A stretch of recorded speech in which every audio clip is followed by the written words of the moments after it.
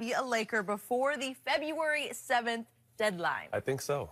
I think so, and I think the writing's been on the wall for a long time. You know what I mean? If you just pay attention. I mean, there's always a bunch of noise, but if you pay attention, you know what I mean? You fire your agent and go with Rich. LeBron just goes to L.A. LeBron says, hey, I would love to play with AD. AD acts like he doesn't care about it. If he, plays the role like, you know, I'm good, and this is what I'm supposed to do for my city, my team.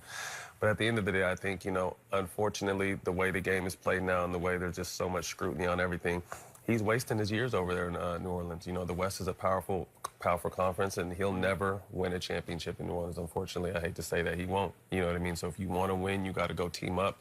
You got to do what everyone else is doing, unfortunately. And I think that why not the Lakers? You know who gave him the best advice? Because a guy that wasted far too many of his years in a location that he was never going to win a title at. Kevin Garnett. I was just going to say that. The big ticket. Big ticket said, what I did leaving to go to Boston, I should have did it probably 3, 4, 5 years earlier. He said, this young man, 25 years old, he'll be 26 in March. He's not going to win in the Smoothie Center. That's not going to happen. That's what they play in New Orleans. So I don't care if they change the name to the Jamba Juice Center. It ain't happening. So let's skip. Big men. Big men love L.A. Kareem. They do. Shaq. Wilt.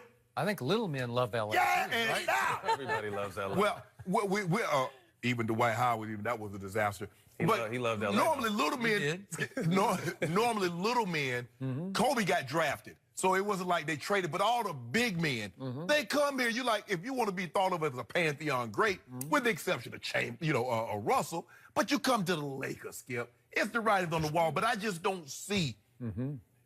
Normally, what we see, Matt, is that teams don't accommodate these players. They sent Kawhi as far from L.A. as they possibly could. Toronto as far as they can get him away. And what did they do, PG?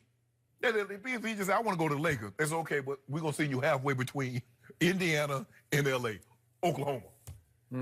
I just don't see them accommodating him. It's like, oh, you gonna do this to us? Like, you remember the scene in Training Day? When Denzel, y'all gonna do this to me? Y'all gonna do this? But they did. They did, exactly. Yeah, and he's doing this to them. Skip, I just don't see them accommodating. They got some great pieces. Do they want Kuzma? Do they want Ingram, Lonzo, Zubac?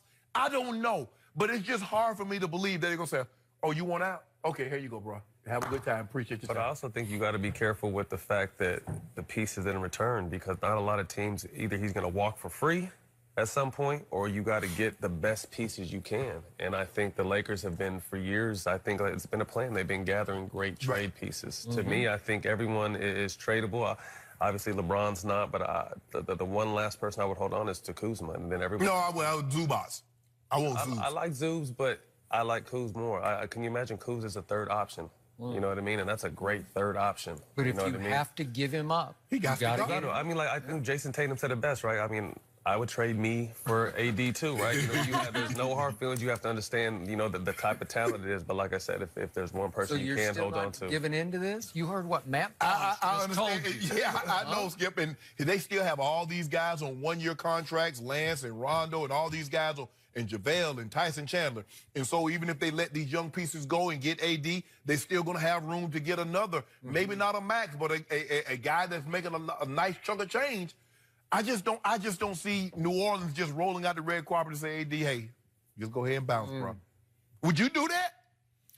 I'm just saying the universe is telling you it's going to happen before the trade deadline. All the signs are lining up. The dominoes are about to all fall toward the West Coast. I said that in the beginning. Yeah, Remember when he first signed, I was like, Skip, we gonna get it. And now I just don't see it. Okay? They do have the bargaining chips. They do. I still think Lonzo can be a star in this league. Love Lonzo. Yep, and I don't think he's ever clicked with Luke. He's never given full effort for Luke and put him somewhere, give him a fresh start in New Orleans. He's a very valuable You say bargaining a star or a good player?